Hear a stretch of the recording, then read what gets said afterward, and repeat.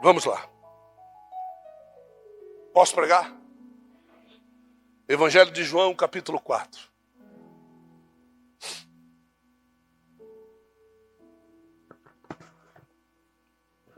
Eu sei que eu não vou aguentar ficar com isso aqui, eu vou arrancar.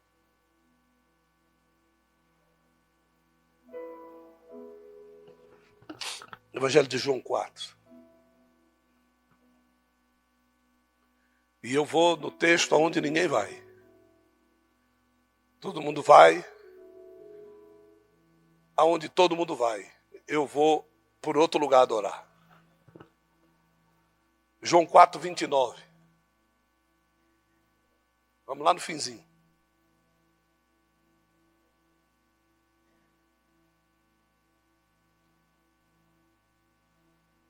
Acharam? Vinde e vede.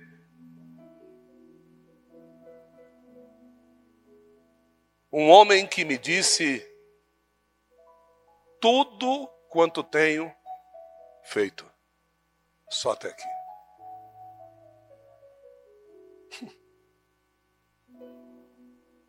Eu desafio você a achar Jesus dizendo para ela alguma coisa que ela fez.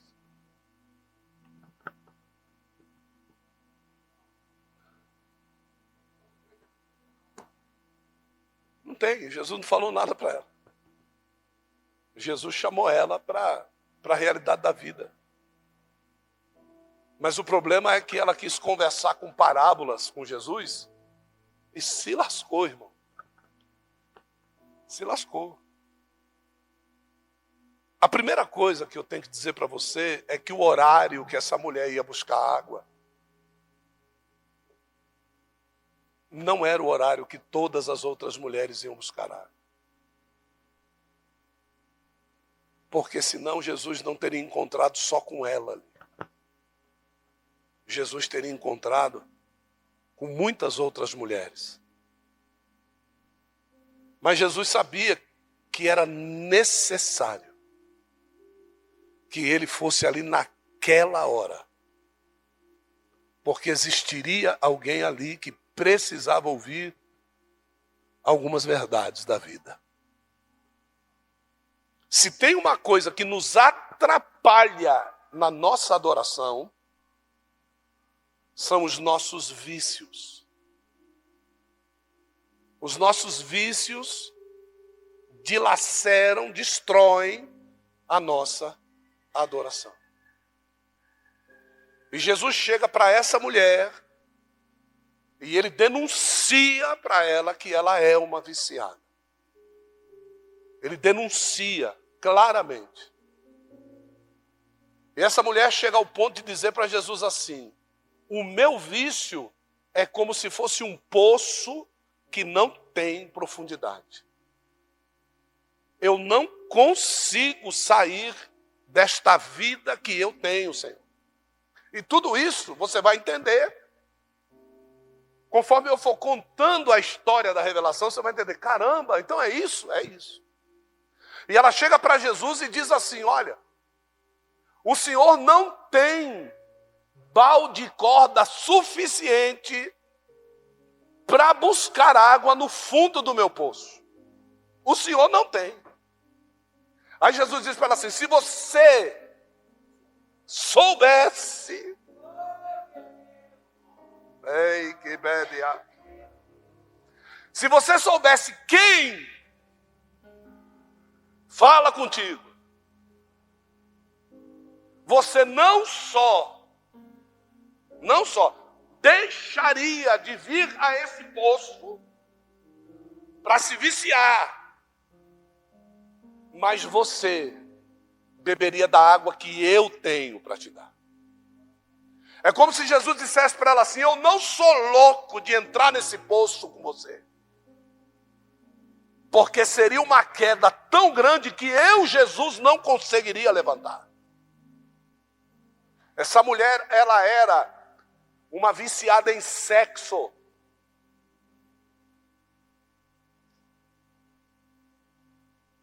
E Jesus disse para ela assim: Você já teve tantos homens e nenhum deles é seu. Tantos homens. É um poço sem fundo essa sua vida, moça. Moço, é um poço sem fundo. Se tem uma coisa que não tem saciedade, o nome desta coisa é prazer. Viu? Tudo aquilo que traz prazer ao teu corpo, uma vez descoberto, não há como sair mais dela. Não há mais como você sair desse poço que cada vez você quer conhecer mais e mergulhar mais. Se você conhece o prazer do sexo, você não quer parar mais. Tanto é que Deus tem que parar o homem. Deus tem que parar a mulher. Deus para a mulher no libido. Deus para o homem no libido. Ao ponto da mulher e do homem fazer operações para poder continuar sentindo prazer e dando prazer. Para vocês verem, naturalmente, a natureza humana nos para e nós ultrapassamos os limites. Por que é que uma pessoa morre de overdose de uma droga? Ela ultrapassa o limite.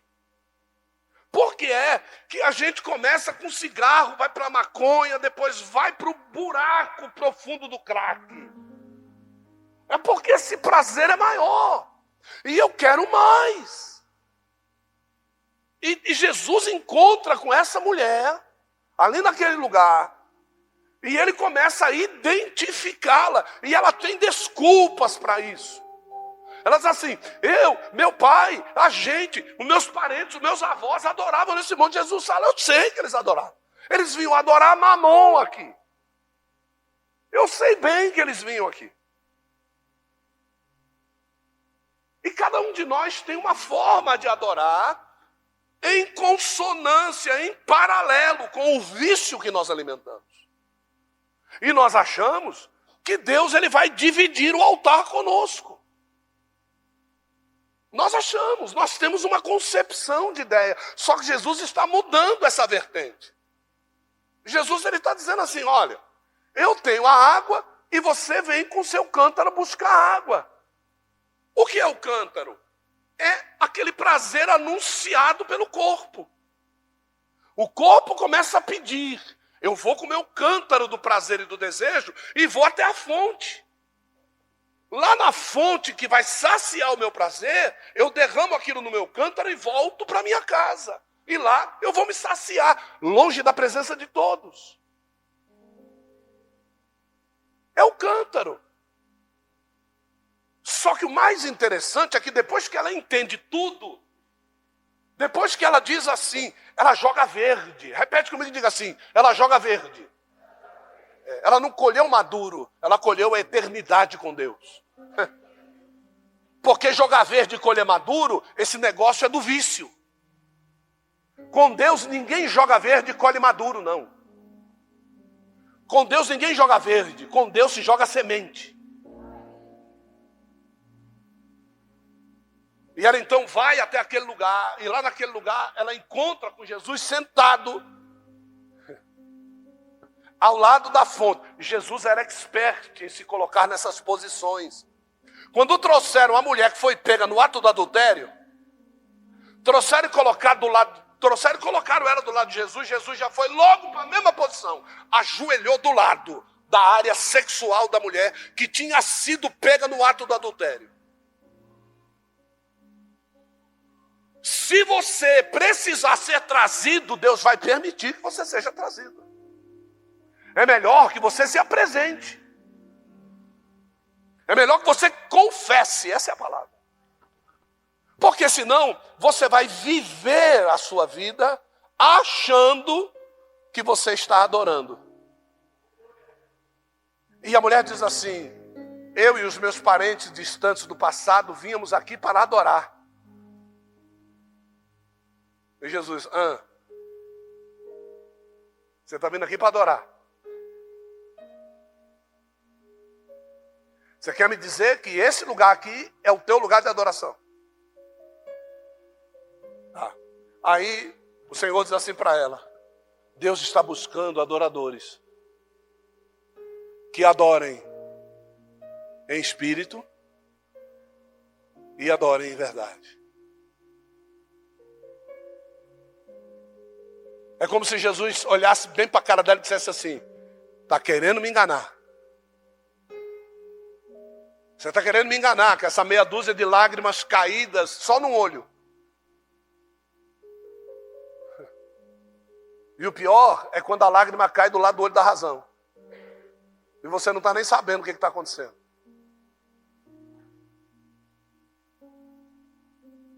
O pior é quando nós aprendemos a chorar sem ter motivo para chorar. Que a gente chama isso de vulnerabilidade espiritual. Quando nós começamos a teatralizar a nossa vida espiritual diante de Deus. Quando nós começamos a fazer peças de teatro. Hoje eu vou assim para a igreja. Hoje eu vou fazer assim. Para que as pessoas me vejam. Hoje eu vou ficar com essa cara. Eu vou pegar o meu tupete e vou jogar para o lado direito hoje. A outra pega o cabelo e joga para o lado esquerdo.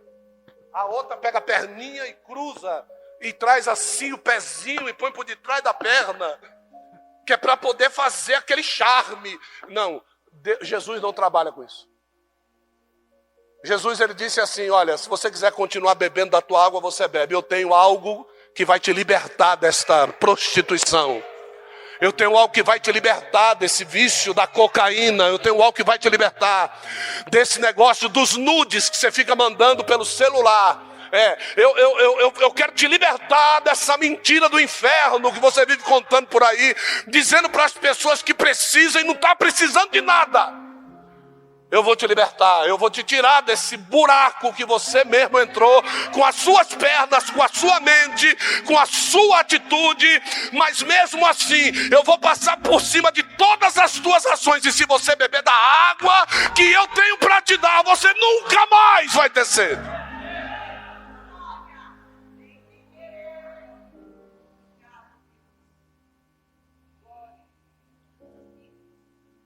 Quem não sacrifica a sua vontade, o seu eu no Getsemane,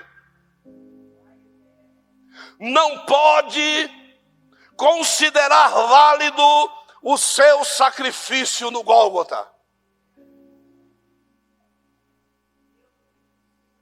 Quem não sacrifica a sua vontade, o seu eu no Getsemane, não adianta subir na cruz do Gólgota. Jesus diz: quem quiser vir após mim, negue-se a si. Getsemane. Repete comigo e diga: Getsemane. Repete comigo, não é Getsemane, é Get. Diga: Getsemane. Isso. Agora diga assim: prensa. Diga: pressão. Diga: ser destruído. Diga: ser amassado. Diga: deitar fora o que é bom de mim.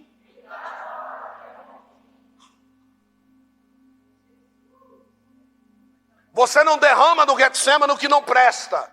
Você derrama no Getsemane o que é bom de você. Porque para a cruz tem que ir o que não presta. Você está derramando as coisas boas no poço da mulher samaritana. Você está derrubando a sua saúde no seu vício. Você está derrubando a sua adoração no seu vício. E depois quer ir tomar a cruz e segui-lo com o que não presta. Você tem que derramar o melhor para ele. As pessoas precisam utilizar o seu melhor. É para isso que nós fomos escolhidos e levantados. Nós temos a mania de dar o que não presta para as pessoas. E querer viver o melhor dessa terra. Não, você não foi chamado para viver o melhor dessa terra, não. Mas a Bíblia diz: o melhor dessa terra que você tem que viver é o seu pior ser derramado na cruz. Aí você vai viver o melhor dessa terra. Então, entra no timing de Deus. Esse timing é o tempo corrente de Deus. A segunda coisa que é interessante é: o movimento do trono depende do que acontece no Getsemane e no Gólgota. É esse espaço de tempo que a tua adoração é coletada pelos céus. A tua adoração não vem quando você prega, a tua adoração não vem quando você põe dinheiro aqui. A tua adoração vem quando a prensa chega. A tua adoração vem quando aquilo que é o melhor começa a ser extraído de nós. Às vezes as pessoas ficam dizendo, mas o apóstolo fica tão calado depois do culto, porque tudo que era bom, eu esvaí no Gólgota. Graças a Deus, Deus tem diminuído esse timing entre Gólgota e entre Getsemane e Gólgota. Deus, ele tem diminuído esse timing entre nós dentro da obra de Deus. Nós não temos tempo mais de descansar. E quanto menos tempo nós temos de descansar, mais essência ele pode arrancar de nós. Porque é nesse tempo de descanso que a mulher ia no poço. É nesse tempo de descanso que nós vamos ao vício. É nesse tempo de descanso que nós vamos à internet. É nesse tempo de descanso que eu olho para as outras mulheres, olho para os outros homens. Quando eu não tenho tempo de descanso, quando eu saio do Getsemane algemado, eu vou ser chicoteado.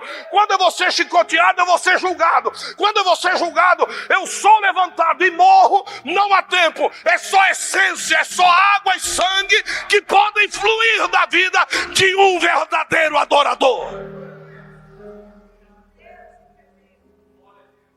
Quanto menos você diminuir esse tempo de displasia, esse tempo de não tem nada o que fazer. E como tem crente assim, irmão, que por não ter nada o que fazer, vai fazer o que o mundo faz.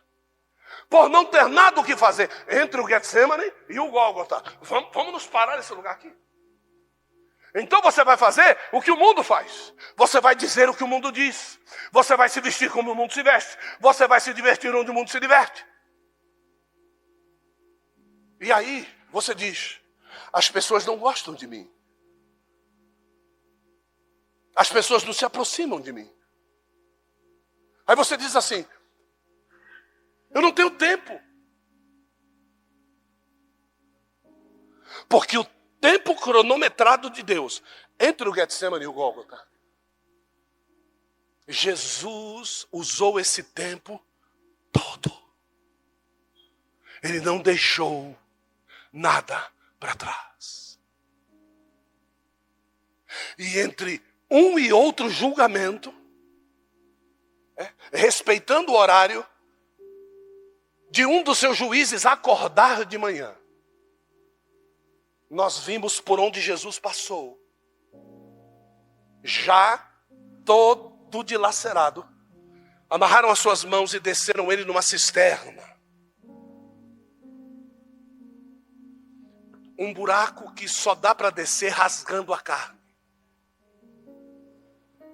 E ele desceu lá.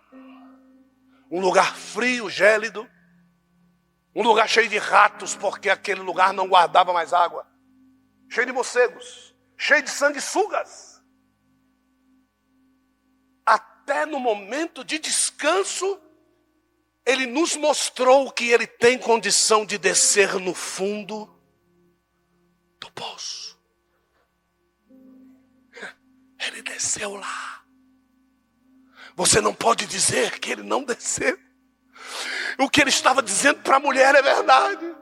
Ela que não sabia com quem ela estava falando. Olha, o poço é muito fundo para você. Ela não sabia onde é que iam colocá-lo. Ela não sabia que todos aqueles chicotes nas costas representavam, além dos homens que ela dormia por prazer, insaciável. E que ele dizia, nenhum dos homens que você teve. Ele não disse nenhum dos homens que te tiveram. Ele disse nenhum dos homens que você teve. Era ela que ia atrás, era ela que ganhava, era ela que se prostituía. A conversa do poço de Jacó ficou diferente, ué.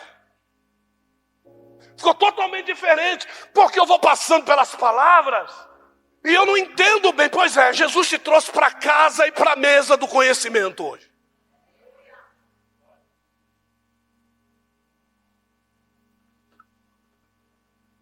Adorar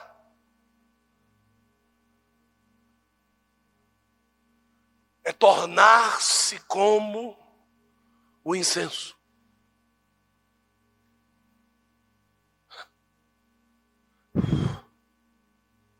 Um dia eu e a minha esposa ouvimos isso. Vocês são como fumaça. Adorar é como o incenso. Aquela mulher não entendia, e eu não quero que teologicamente ela entenda, mas você tem que entender. Deus está buscando adoradores. Isso é grave demais. Por quê? Porque no céu existe todo um contexto de adoração. E se você não se movimentar daqui para lá, o seu trabalho aqui vai ser em vão. Às vezes as pessoas dizem que a gente tá pintando muita coisa, não é tanto assim, não. É porque eu quero adorar.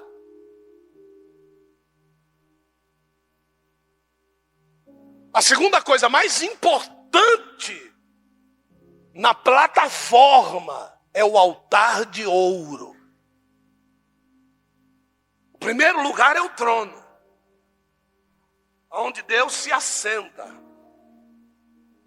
O segundo lugar é o altar de ouro, porque é o altar de ouro que gera a adoração.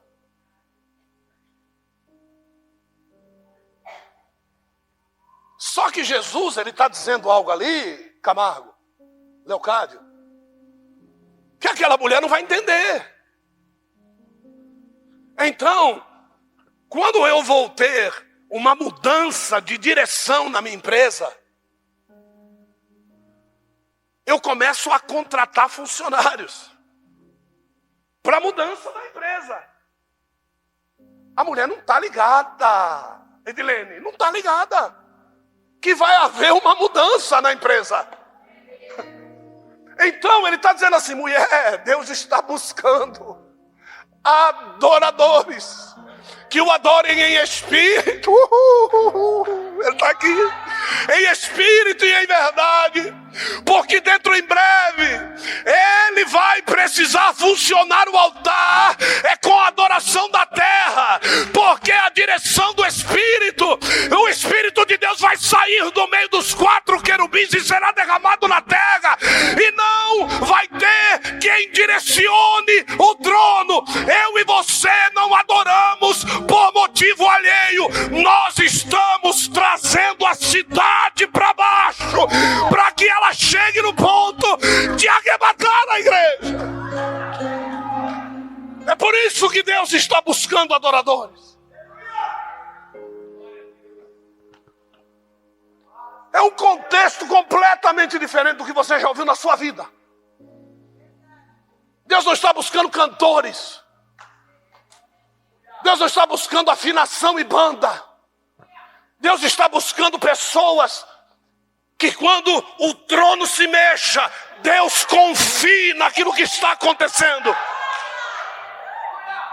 É por isso que Ele nos deu o Espírito dEle, para nos conduzir em confiança, para nos conduzir sem precisar de correção. Todas as vezes que nós recebemos uma palavra de exortação na igreja, nós estamos querendo levar o trono ao nosso bel prazer. Estamos querendo conduzir o olhar de Deus para os nossos problemas e mazelas, esquecendo que quando nós somos amassados, é para que outros provem de nós.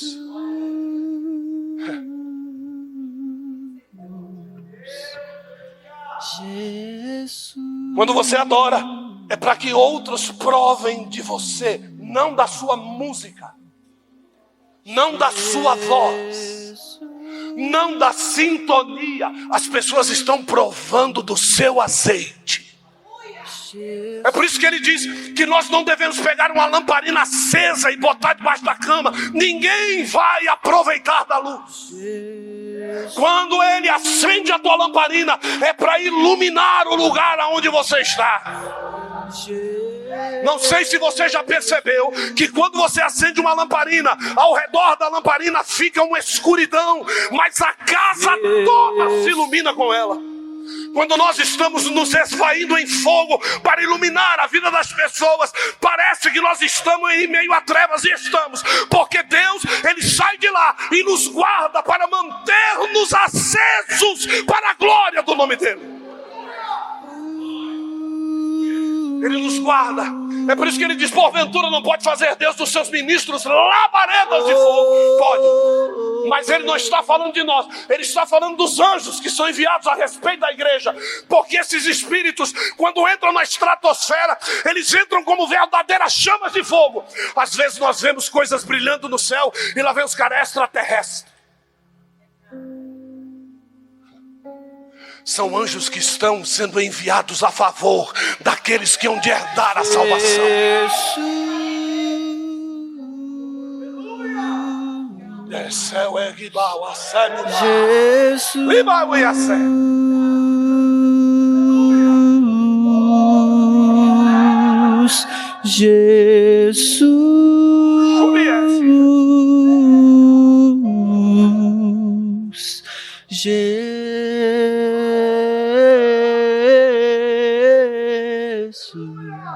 O processo da adoração nos céus era conduzido pelos querubins e pelos serafins. A geração do combustível da adoração era o incenso. Quem cuidava disso eram os sacerdotes. Mas tinham algumas outras pessoas que cuidavam da parte pesada, do fogo. Então Deus, Ele cria antes de tudo alguns seres chamados assim, labaredas. O nome deles, Saraf, no hebraico, serafins. Esses seres, quando se moviam, automaticamente eles acendiam. Você vê um serafim se movendo com as 6 asas e a velocidade que ele tinha, nos céus, ele virava uma labareda. Por isso que eles chamavam labareda. Os outros eram chamados de querubins. Nesses querubins, Deus manifestou algo interessante. E que o luzeiro não descobriu o que era, mas no final dos tempos ele vai descobrir. Porque Deus manifestou num só corpo, uma só direção. Por isso que tinha 2 pés de boi direitos. Por isso que ele encolheu a mão daquele corpo, dizendo: não é você que faz, sou eu que faço. E botou 4 cabeças representativas da perfeição do homem como ele criou, da visão espiritual da águia, da força do trabalho motor do boi e do governo em cima da vida do leão. Todos esses 4 governos espirituais, formadores de caráter, estavam sobre a vida de Cristo. Esta mulher não sabia disso. Só que tudo isso na vida de um homem, e ele poderia chegar ali e rugir como um leão. Uau! Não, me dá um copo d'água. Ele poderia chegar ali como uma águia e dizer: eu vou buscar água lá no fundo do poço. Não, me dá um copo d'água. Ele poderia simplesmente dizer: eu não tenho força para isso. Ele pega qualquer coisa, amarra nas costas e arranca água na força. Não, ele não fez isso. Você tem um copo d'água para me dar?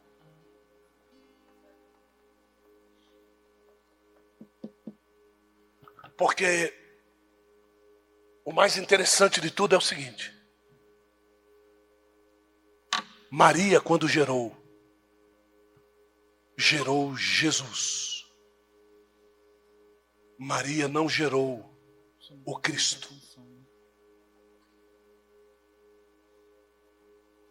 E esse era o conflito de Maria. Porque o Cristo era a essência divina e Jesus era a essência humana. E o melhor de tudo é que toda essa essência divina, Jesus um dia soube negar para poder descer e se fazer semelhante a nós. Então eu aprendo uma coisa: só consegue fazer pela segunda vez aquele que aprendeu a fazer na primeira.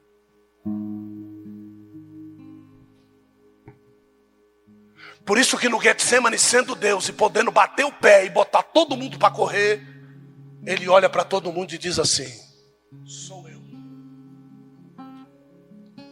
A essência divina se manifestou por 2 vezes, olha. E aí ele, tipo assim, apaga. Desculpa, não foi isso. Quem é que vocês estão buscando? Nós estamos buscando o Cristo. Ele disse: sou eu. Caiu todo mundo. Ele disse: não, pelo amor de Deus, desculpa, não tem um copo d'água aí. Porque ele não podia manifestar essa essência.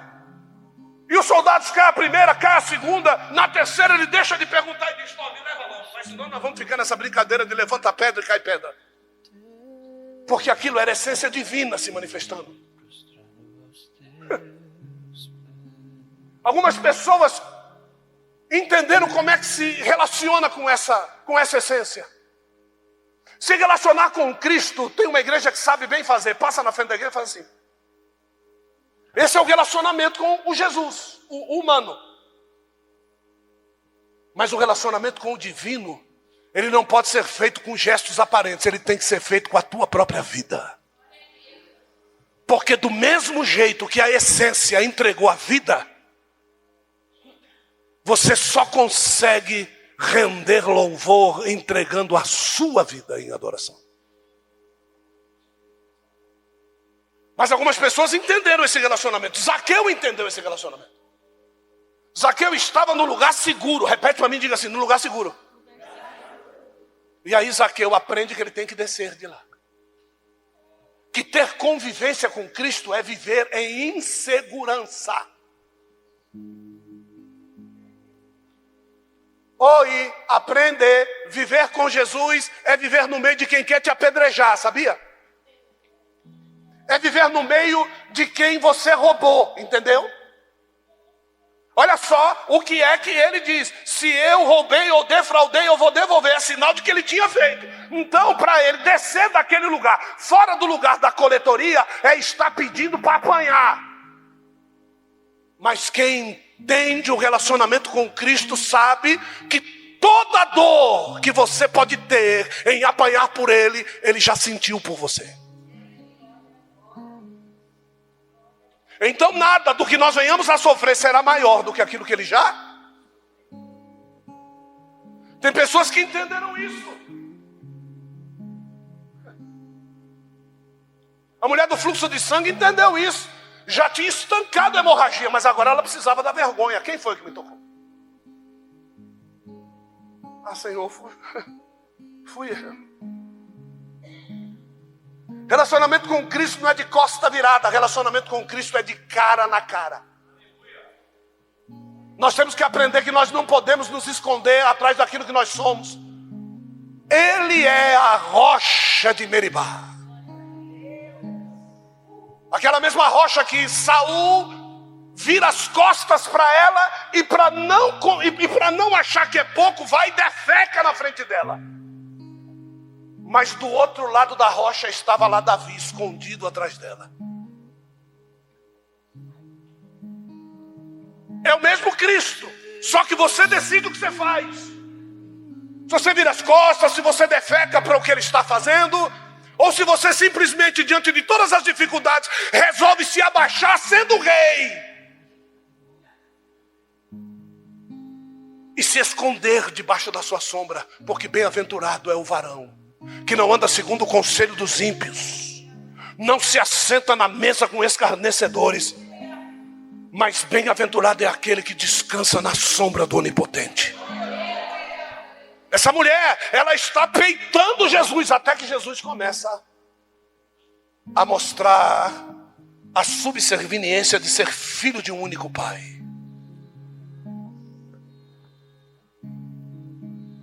Aí Jesus quer mostrar para ela: o céu vai ficar sem direção.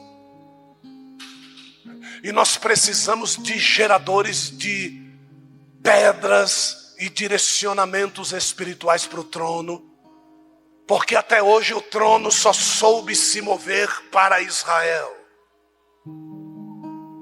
Os querubins vão achar meio difícil isso, mas quando eles olharem para o Altíssimo, eles vão ver o Altíssimo assentindo com a cabeça, dizendo: vai. Porque a igreja vai atrair para si o trono. Adorar é atrair para si o trono e a plataforma de Deus. Isso é adorar. Adorar é o que sei, é o que sou. Nada pode parar um adorador. Acelera! Não existem prisões que contenham a voz de quem te adora. Tá. Vamos fazer o exercício? O Jair já entendeu. Adorar é o que ele entendeu. sei. Aqui entendeu também, ó. Adorar aqui entendeu, é o que sou. Não, aqui entendeu também. Nada pode calar um adorador. Não existe. Não existem prisões que contenham a voz de quem te adora. Não para não, você não é louco de parar. Adorar é o que sei, adorar é o que sou. Nada pode calar um adorador. Não existem prisões que contenham a voz de quem te adora, Senhor. Adorar é o que aprender. Quando aprender a gente para. Adorar é o que sou. É o que sou. Nada pode calar. Não é o que eu tô cantando, é o que eu sou. Não existem prisões que possam conter a voz de quem no interior de quem é. Adora, Senhor. Agora, ouça bem isso que eu vou dizer para você. Essa mulher entende perfeitamente que Jesus disse tudo o que ela fazia. E depois que Jesus disse tudo o que ela fazia, depois que Jesus desmascarou aquela mulher, presta atenção, essa mulher disse assim: eu não quero mais essa porcaria. Ela pega o cântaro, usado como desculpa para sair da cidade e achar homens pegando água no poço. Ela largou a desculpa dela. Cântaro que não servia para nada, aquilo não era hora de pegar água. E a gente se enche de desculpas. A gente vai dando um monte de desculpas para a gente chegar onde a gente quer. Então essa mulher, ela se desmonta, porque ela disse: agora o que eu vou fazer? Então ela pega a desculpa dela e ela diz a Bíblia, e ela colocou o seu cântaro aos pés de Jesus.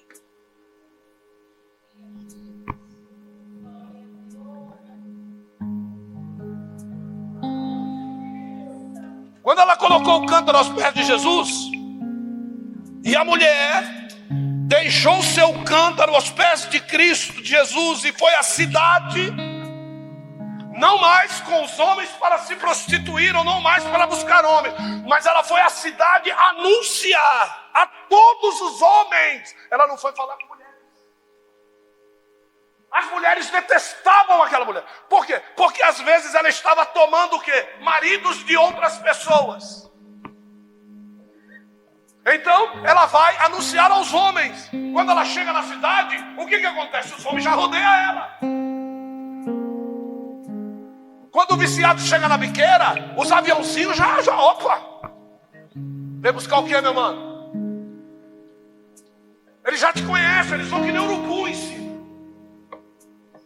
Quem é cliente ou quem já foi cliente de prostíbulo aqui sabe bem do que eu estou falando. Quando chega lá, a cafetina já pergunta: é com quem hoje? Prepara a bebida dele aí. Todo mundo já te conhece.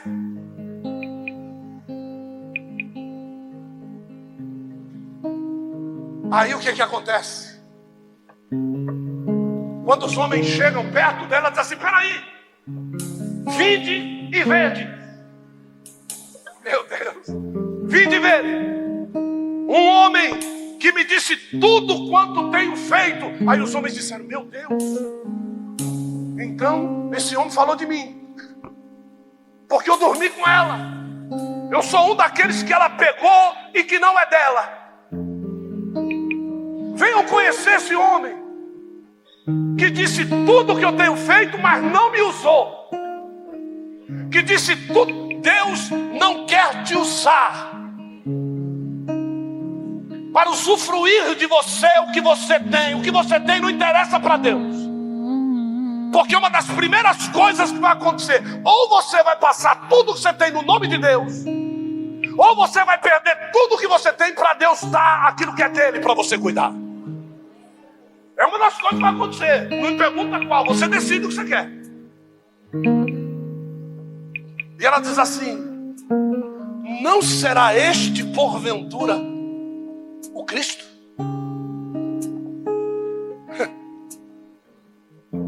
Aí você sabe o que diz o texto? João 4,30. Quando a gente largar dos nossos vícios e falar de Jesus, olha o que vai acontecer. Saíram, pois, da cidade e vinham ter. Os samaritanos não saíam da cidade para ir em lugar nenhum. E judeu não podia entrar na cidade deles. Essa mulher rompeu essa barreira, largando do seu vício. Às vezes a tua família não está vindo para Jesus por causa do teu vício. Ninguém sabe do teu vício, mas esse vício é um muro de separação entre a tua família e o Evangelho. E verso 31. Nesse intervalo, os discípulos lhe rogavam: come, mestre.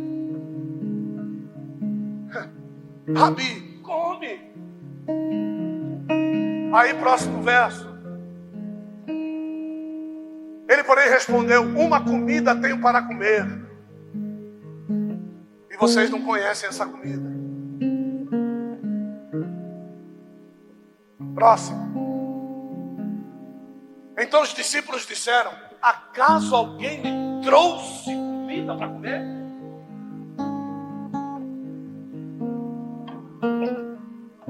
Porque os discípulos não entraram em Samaria, mas eles foram para a cidade comprar o quê? Quando eles foram comprar comida, olha que coisa positiva, eles se lembraram do seu mestre.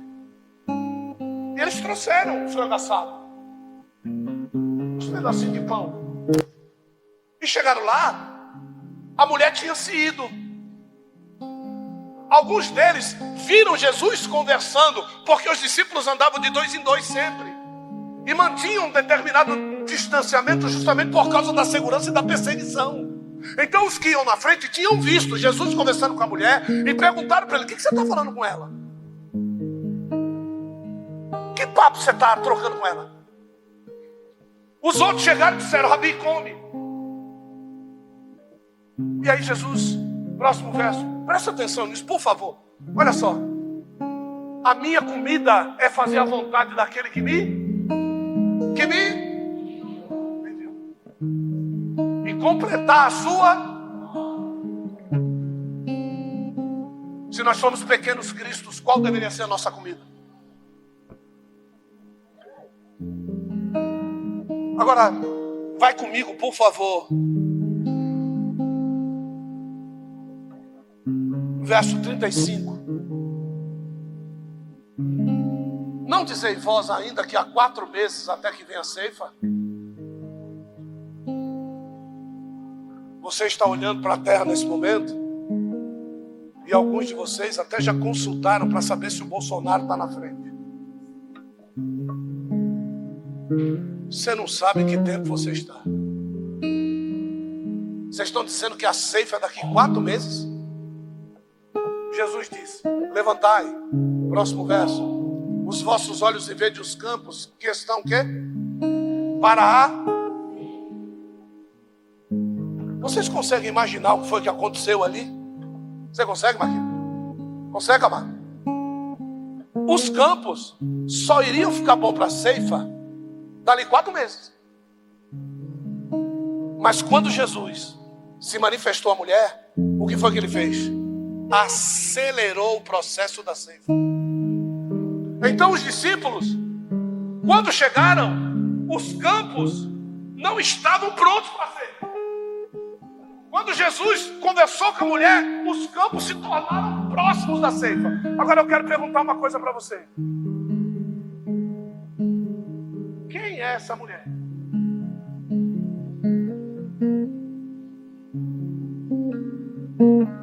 Se não os gentios, que seriam o futuro da igreja. E quando Jesus falou com a igreja, ele acelerou a colheita. Você sabe o que é que Jesus está fazendo hoje com você? Limpa os olhos da remela. A colheita está próxima. Porque eu, o Senhor, estou falando com a samaritana. Então, quando você chegou aqui, talvez o teu maior intento era saber se ia ter segundo turno ou não. Mas eu quero lhe dizer que Jesus vai arrebatar a igreja no primeiro tempo. Não fique pensando que vai ter segunda chance. Não vai ter. Aquilo que Deus já tinha que fazer por nós, Ele já fez. Agora o negócio é conosco. A minha vida tem que afoguear as pedras.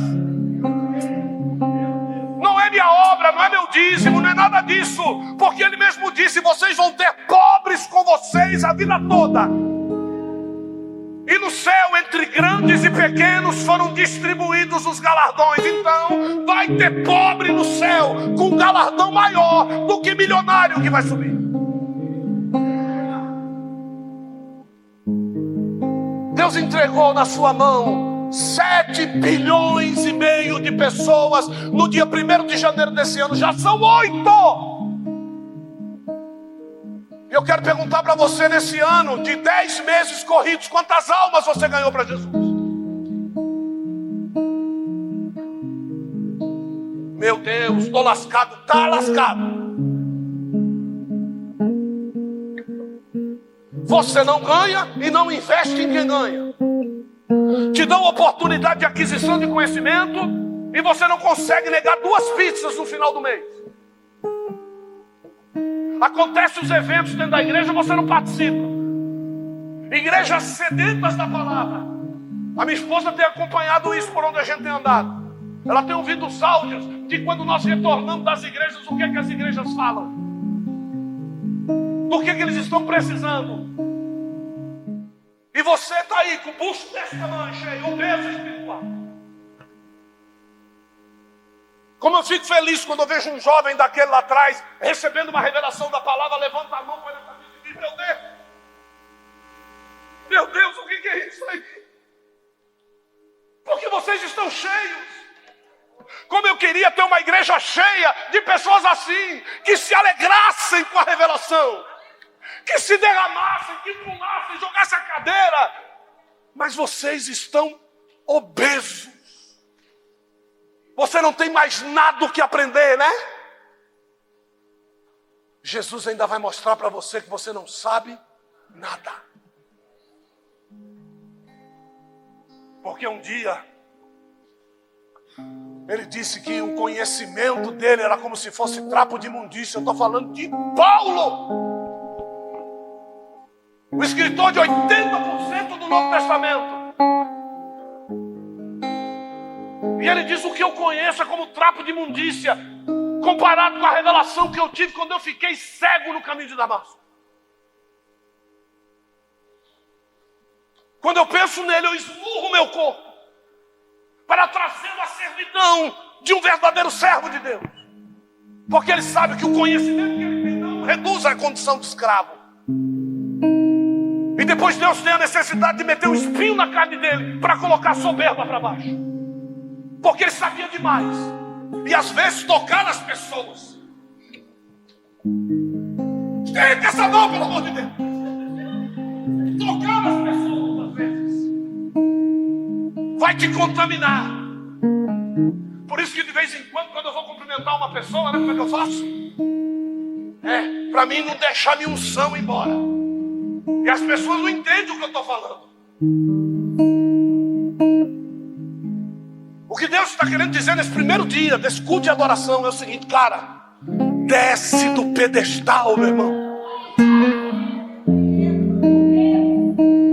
Vai suar sangue.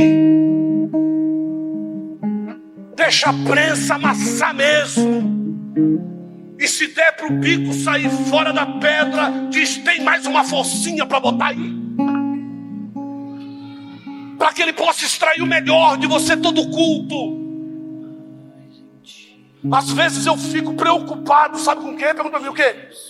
Acabou a hora de dançar. Onde está? Acabou a hora de adorar. Sumiu todo mundo.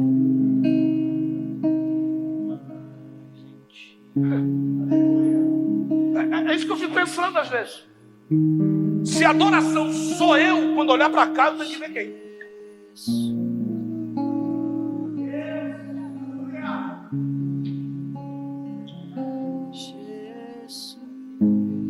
Teve um culto na Gastão Madeira que o espírito de Serafim entrou num cara lá. Você lembra no final da igreja que ele ficava indo e voltando no final da igreja assim, ó? Que velocidade era, que parecia que o cara saía do chão. Ele batia na parede e quando chegava lá, a gente não conseguia acompanhar a velocidade. Era como se verdadeiramente um anjo, um espírito tivesse entrado nele, tivesse movimentando na porta da igreja, como se ele fosse o único a impedir os demônios que estavam querendo entrar para calar a palavra. Aí depois de anos é que a gente vai ter a revelação. Não na hora não.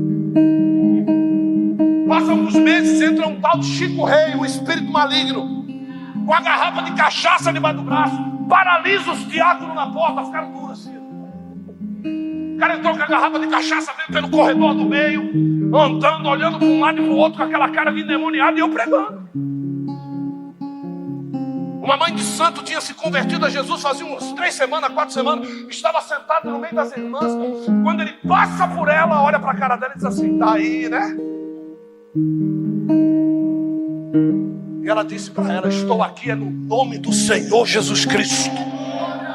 Aí sabe o que ele fez? Que a garrafa fez assim, ó.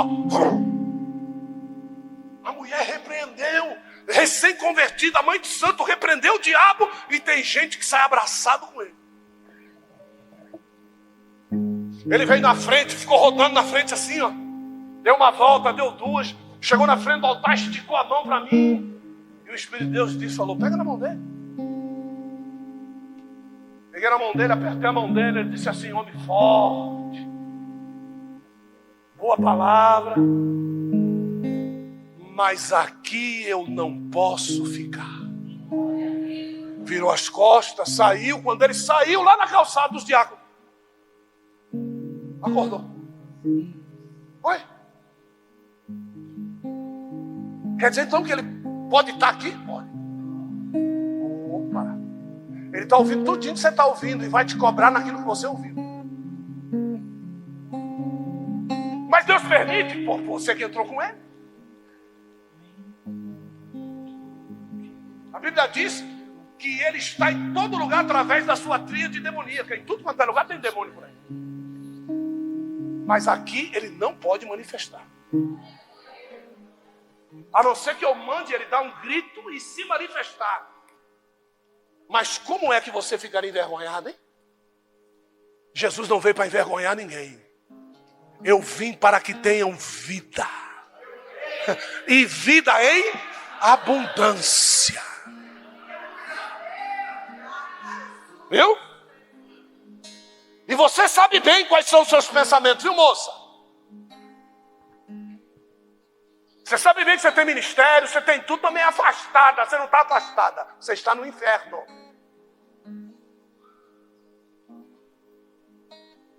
Ou tem graça, ou tem libertinagem. Não tem meio caminho.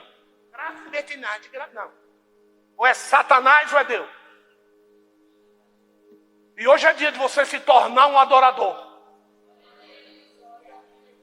Se eu não me engano, foi num culto de terça-feira ou quarta-feira, quando os cultos existiam, existia uma mulher ali sentada, tá mais ou menos a Josefa ali. Essa mulher já chegou endemoniada no culto. Um pastor percebeu, sentou do lado dela. Sentou do lado dela, ficou de vez em quando, ela queria levantar, o pastor botava a mão, intercedendo por ela, não querendo deixar manifestar. E ela queria manifestar de novo, o pastor segurava ali direitinho, com carinho. Aquele carinhozinho santo. E aí chegou uma hora que eu olhei para a cara do pastor e disse assim para ele, deixa. E continuei a pregar. Quando eu cheguei na hora do funil, ela levantou, deu um grito. Levantou e veio correndo. Ela ia subir para me pegar. Ela saiu correndo de lá pelo corredor. Quando chegou aqui, foi no domingo. Então, ela chegou aqui assim, ó, na direção da escada. Quando ela ia subir, parece que ela bateu numa parede. Pá! Foi arremessada do alto e caiu no chão dura. Pá! Um anjo com uma espada desembanhada na frente do altar. Você não quer viver essa vida? Eu não quero sair dela.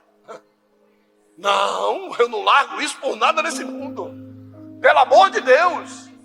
É isso que Deus tem para você. Imunidade política? Não. Imunidade terrestre, para você pregar o evangelho dele na liberdade.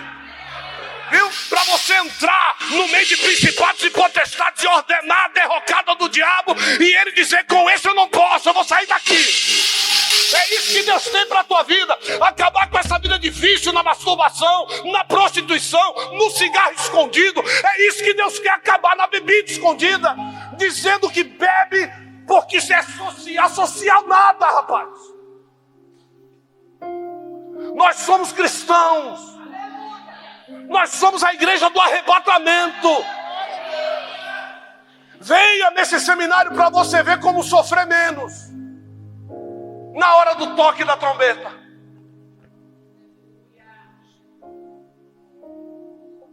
Você não tem outro lugar melhor do que esse. Não há nada melhor, não há nada igual. Isso. Esse é o teu trabalho. Meu trabalho é pregar. Igual. Não há nada melhor a que se comparar a esperança viva.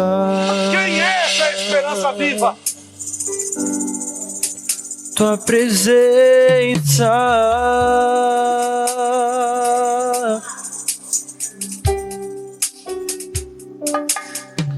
Se você pode, diga.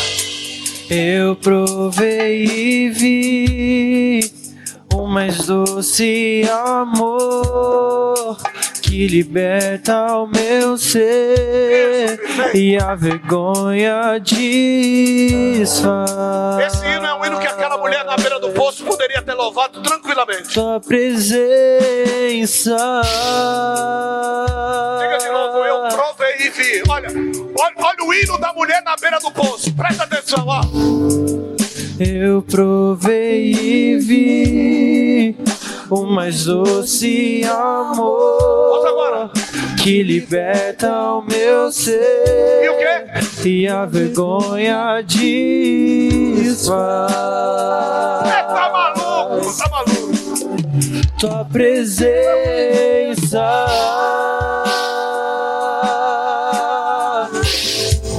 Eu vou com você, vamos nessa. Santo Espírito, és bem-vindo aqui. Vem inundar, encher esse lugar. É o desejo do meu coração. Sermos inundados por tua glória, Senhor. Santo Espírito, és bem-vindo aqui. Vem inundar, encher esse lugar. É o desejo do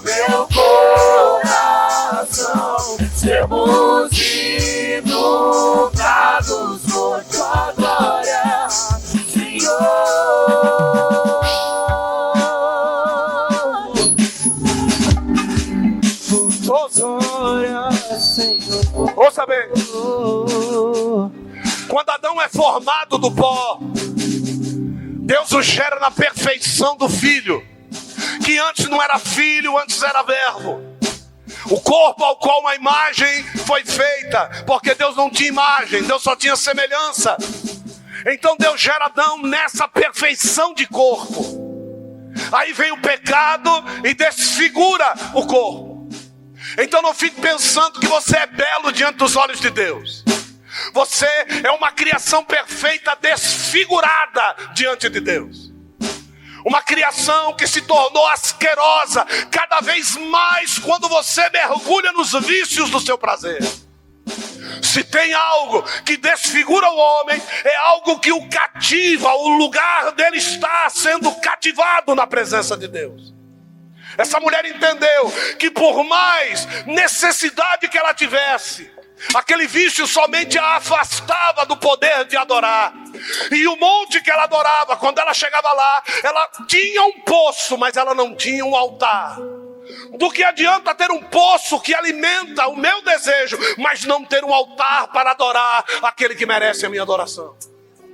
Então, se o recôndito do teu quarto é o lugar aonde você se prostitui com o teu vício, e esse é o mesmo lugar que você dobra o joelho para poder orar, eu vou lhe dizer, você é desfigurado diante de Deus. Ou você decide, ou você continua do mesmo jeito que você está. Deus, ele não vai se vender por sua causa. Deus, ele não vai se mudar por sua causa. Deus é santo. E os anjos reconhecem isso no seu poder, dizendo: Santo, Santo, Santo. A Bíblia diz que com 2 asas cobrem o rosto, 2 asas cobrem os pés, os serafins. Os labaredas se apagam, porque o fogo do serafim é gerado com 6 asas. Então eles se apagam para que a luz dele brilhe mais alto. É isso que nós temos que começar a nos convencer, a nos apagar no nosso poder sensorial, inteligência emocional. Todos os cursos que você puder fazer para ser o melhor, pode fazer de tudo, porque você nunca será o que ele é, mas Deus pode te tornar igual ao Filho que ele fez semelhante a você. E que esse Filho glorificado assenta-se à direita dele hoje e é chamado pelo nome dele.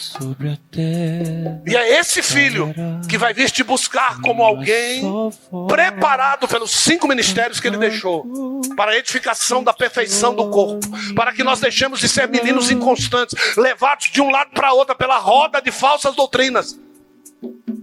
Nós temos que ter a perfeição da palavra nos direcionando a cada dia. Não é a perfeição de todos os desejos que eu tenho, quero ir no McDonald's. Se não for no McDonald's, faz bico. Para! Você tem que fazer bico o dia que você não conseguir vir na casa dele. Aí é que você tem que ficar triste. Aí é que você tem que vir a pé. Aí é que você tem que vir debaixo de chuva. Porque sem ele você não consegue viver. Não sem um Double Mac, não. Tem gente que não pode viver sem Coca-Cola. Eu não posso viver sem o Espírito Santo. Me desculpa, pelo amor de Deus. Se Deus disser para mim assim, olha, larga, eu já larguei, estou largando, acabou. Essa experiência você já conhece o meu testemunho.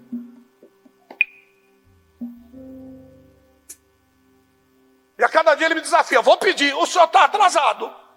Por que já não pediu? Porque às vezes o diabo deve subir lá e dizer assim, pede para ele entregar isso aqui, ó. Como já fez um dia aqui com a missionária Cristina Maranhão. Eu tinha acabado de comprar um notebook 0. Mandou trazer dos Estados Unidos para cá. Ninguém tinha aquela bexiga. Um teclado holográfico, ninguém tinha. Tinha recebido na segunda-feira, foi um culto de quarta-feira aqui. Um computador estava na minha sala lá. Com certeza o diabo subiu no trono e disse, pede para ele entregar, eu quero ver se ele vai entregar. E Deus disse assim para mim, você pode? Eu falei, já estou fazendo, o que é? Pegue a sua máquina que você acabou de comprar, que você juntou dinheiro quase 2 anos para comprar, e entregue para essa missionária. Eu falei, mas é agora. Peguei, eu não sei quem foi, chamei e falei, vai lá na minha sala, pega a máquina. Chegou no final do culto. Está aqui, missionário. Eu tenho certeza que Deus olhou para a cara de Satanás e disse assim para ele, não te disse? E aí sabe o que aconteceu? Chegou uma melhor. Um dia nós estávamos indo para o centro do Brasil, São Félix do Araguaia, fazer um seminário na igreja do pastor Ailton, primeira igreja batista lá de Goiás. Todo o seminário gravado num notebook. 2 dias antes da viagem, arrombam a porta. Arromba não, estava aberto, deixaram aberto. Algum satanás deixou essa porta aberta aqui. O filho de uma égua entrou, porque é filho de uma rapariga mesmo. Entrou, foi lá na sala, arrombou as portas, levou que máquina? Com todo o seminário gravado dentro. Pedimos oração, Deus... Por quê? Por que eu pedi oração? Para que Deus me dê graça. Eu não posso deixar o povo sem um seminário lá. Roubou na terça. Nós íamos viajar na sexta. O seminário começava na segunda. 3 dias de viagem na estrada. Quando foi na sexta-feira à tarde, entrou um casal aqui. Uma sacola das Casas Bahia. E disse assim, o Senhor mandou eu ir nas Casas Bahia. Me direcionou à prateleira dos notebooks e disse assim, esse aqui é o notebook do meu filho. Compre para ele igual.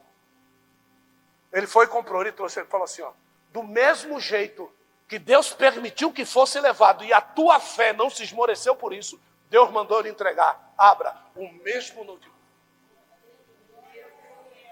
E ele não sabia de nada. Então, você vai viver uma vida de pidança quando você tem um Deus que vê tudo. Eu não estou entendendo. Acho que eu dei uma bica nisso. Já passei por ele umas 3 vezes. Com a vontade de fazer o que eu fiz com a mesa aqui uma vez. Pregando de Jesus no templo. Você não estava aqui ainda. Você não ia conseguir bater essa foto. Não ia.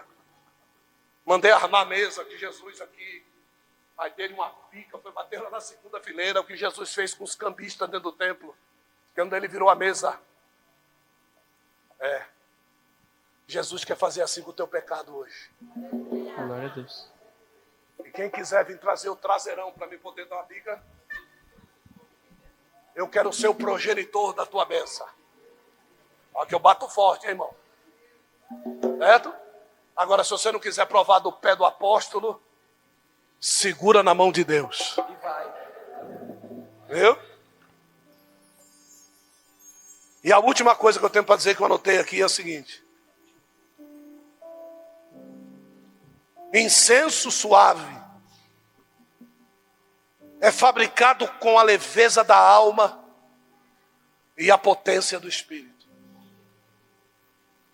Todo incenso suave é a queima do desejo da alma e a potência da vitória do Espírito sobre a carne. Esse incenso é o que sobe diante das narinas de Deus como incenso suave e perfeito. Quando o teu desejo é queimado dentro de você, no Getsemane, o verdadeiro incenso suave é derramado no Gólgota. Jesus não derramou o que um pecador derrama quando morre. Jesus derramou o que o santo derrama quando morre. Água e sangue. Espírito e vida. Por isso que ele disse que ele veio para nos dar vida e vida em abundância. Então, a minha convocação nessa noite é que você, que conhece a sua vida, daqui a pouco, eu vou mergulhar algumas almas lá. Eu vou mergulhar algumas almas lá e fazer com eles alguma coisa que alguns de nós esqueceu como foi. Porque quando você foi mergulhado, o teu fogo acendeu e você queria pregar para todo mundo. Hoje, talvez você precise ser mergulhado de novo. Se precisar, é comigo mesmo. Agora, eu quero te convidar nessa noite a fazer parte deste novo time de adoradores. que Deus vai levantar nesse mês aqui na Missão Mundial Tabernáculo de Profetas. Coisas que você diz, eu não vou conseguir deixar. Hoje é dia de você mostrar para Satanás que existe um altar, existe um Deus e existe um crente adorador aí no meio. Então, por favor, nós vamos ouvir um louvor. Por favor, me ajude. E eu quero que você, livremente, saia do teu lugar e venha transformar a sua adoração aqui. Eu tenho esse problema, isso deve me afastar de Deus. Então, sai do teu lugar e vem para cá. De uma vez por todas.